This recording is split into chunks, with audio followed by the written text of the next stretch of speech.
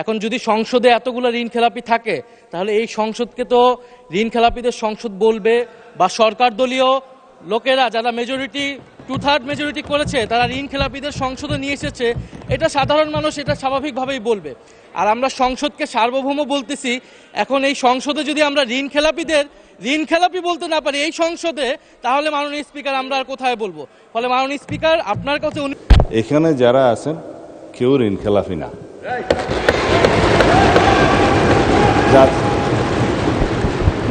ঋণ খেলাপি হয়ে কে সংসদ নির্বাচন অংশগ্রহণ করতে পারে না, সেইখানে ঋণ খেলাপিদের সংসদ কি করে হয়? ধন্যবাদ মাননীয় স্পিকার। মাননীয় স্পিকার, আমি যে এই ব্যাপারে কথা বলতে চাচ্ছি এটা মনে সকলের বক্তব্য হওয়া উচিত।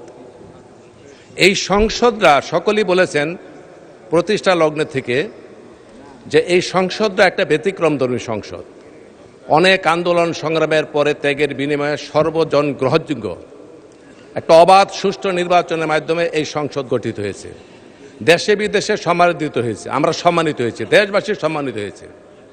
বিগত অনেকগুলি বছর ভোটারবিহীন নির্বাচনের মাধ্যমে সংসদ কলুষিত করা হয়েছে, সেইখানে সংসদের মর্যাদা অন্য যে কোনো সংসদের হচ্ছে আমরা মনে করি অনেক উচ্চে।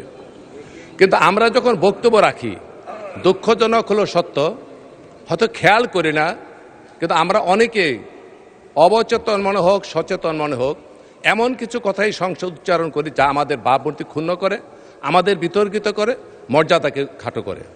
আজকের বক্তব্য চলাকালীন মাননীয় সংসদ সদস্য জিনায়দ চায়ের আবু তাহের উনি এক জায়গায় বলেছেন দাঁড়িয়ে যে ঋণ খেলাপিদের এই সংসদে দাঁড়িয়ে কথা বলতে।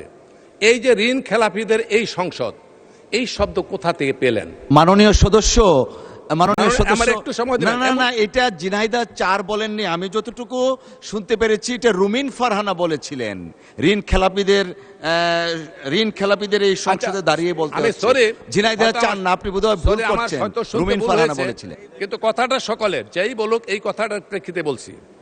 একটা কথা আছে বাংলা ভাষায় মাননীয় স্পিকার, যে বেড়ায় যদি ক্ষেত খায় সেই ক্ষেত টিকানো যায় না, বেড়ায় যদি ক্ষেত খায় সেই ক্ষেত জমিন টিকানো যায় না। এইখানে নির্বাচিত হয়ে নিজের মর্যাদা নিজে হানি করার জন্য, ভুলণ্ঠিত করার জন্য আমরা যদি আত্মঘাতী সমালোচকের আত্মঘাতী কথা বলি, ঋণ খেলাপি হয়ে কে সংসদ নির্বাচন অংশগ্রহণ করতে পারে না, সেইখানে ঋণ খেলাপিদের সংসদ কী করে হয়?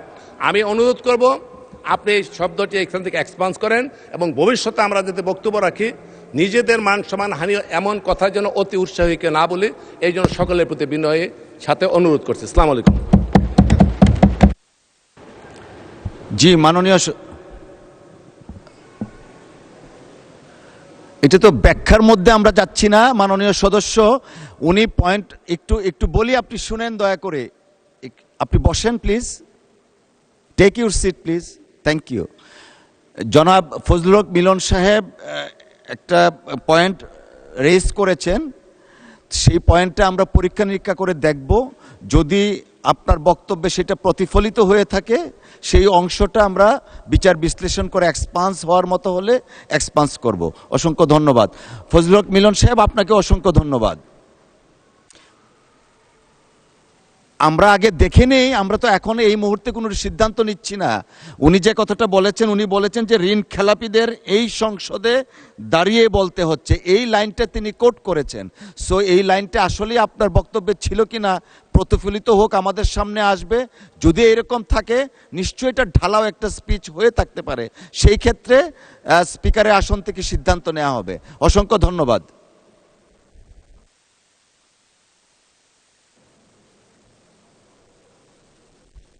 আবার আমাদের তো সময়ও কম মাননীয় চিফ হুইপ, যে 1 মিনিট দেওয়া হলো আপনাকে, বলেন।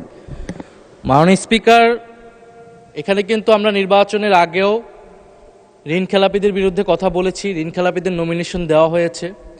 নির্বাচনের পরেও আমি আমার প্রথম অধিবেশনের বক্তব্য এইখানে মাননীয় অনেক সম্মানিত সংসদ সদস্য তাদের কত কত ঋণ খেলাপি রয়েছে সেই সংখ্যা আমি উল্লেখ করি। এখন এই সংসদে যদি আমরা ঋণ খেলাপি বলতে না পারি এই সংসদে, তাহলে মাননীয় স্পিকার আমরা আর কোথায় বলবো?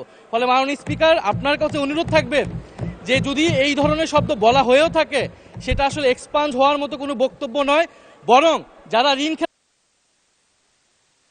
ধন্যবাদ মাননীয় চিফ হুইপ। মাননীয় স্বরাষ্ট্রমন্ত্রী মহোদয় কিছু বলতে চাচ্ছিলেন।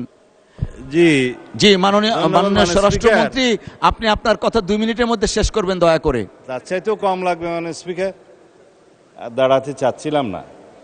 এই মহান জাতীয় সংসদকে আমরা জাতীয় সংসদের সকল সংসদ সদস্যদেরকে সম্মান প্রদর্শন করা আমাদের উচিত।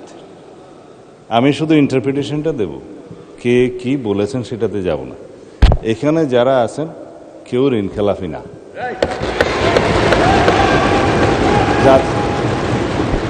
নির্বাচনে আইন, রিপ্রেজেন্টেশন অফ পিপুলস অর্ডার এবং অন্যান্য বিধিমালায় অনুসারে যারা ঋণখেলাপি আদালত কর্তৃক সাব্যস্ত হবে, ঘোষিত হবে, তারা দে আর ডিসকোয়ালিফাইড, তারা এমপি হিসেবে নমিনেশন দিতে পারবে না, অবৈধ। নির্বাচিত হয়ে এসছে তার মানে ঋণগ্রস্ত হতে পারে, নট ঋণ খেলাপি। এখন যদি এখানে কেউ ক্লেম করে যে এই সংসদের ঋণগ্রস্ত ঋণ খেলাপিদেরকে নমিনেশন দেওয়া হয়েছে, এটা কোনো লিগ্যাল ইন্টারপ্রিটেশনের ঠিকানা। যাদেরকে নমিনেশন দেয়া হয়েছে তাদের মধ্যে কারো কারো বিরুদ্ধে ব্যাংকের মামলা ছিল, অন্যান্য প্রাইভেট পক্ষের মামলা ছিল, সেগুলো ডিসপোজড অফ হয়ে গেছে ইন দ্য হাইকোর্ট।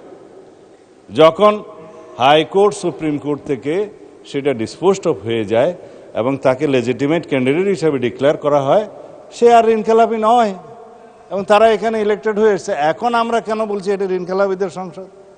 কেউ কেউ ঋণগ্রস্ত হতে পারে ব্যবসা বাণিজ্য করতে যেয়ে, কিন্তু ঋণখেলাপি হিসাবে যে এখানে ডিফেম করা হচ্ছে, it's a defamatory statement, it should be, I think, expunged. Thank you মাননীয় স্পিকার। ধন্যবাদ মাননীয় সদস্য।